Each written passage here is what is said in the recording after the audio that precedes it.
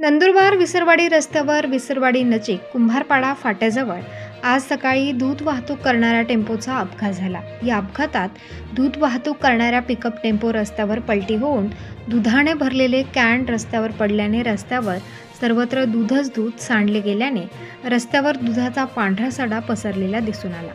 यामुळे हजारो लिटर दूध वाया गेले तर वाहनाचे मोठे नुकसान झाले आहे। काही वेळासाठी रस्त्यावर वाहतूक कोंडी निर्माण झाली होती।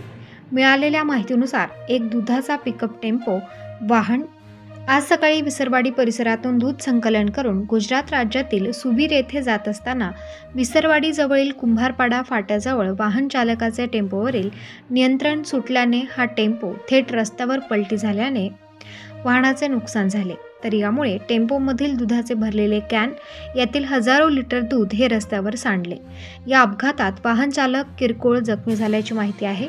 तर रस्त्यावर विखुरलेले दुधाचे कॅन व वाहन चालकास स्थानिक नागरिक व कुंभारपाडा येथील राजपाल गावित युवराज गावित यांनी दुधाचे कॅन बाजूला करून अपघातग्रस्त वाहन चालकास विसरवाडी ग्रामीण रुग्णालयात उपचारांसाठी दाखल केले, तसेच रस्त्यावरील वाहतूक सुरळीत केली। प्रतिनिधी रईस शेख, विसरवाडी।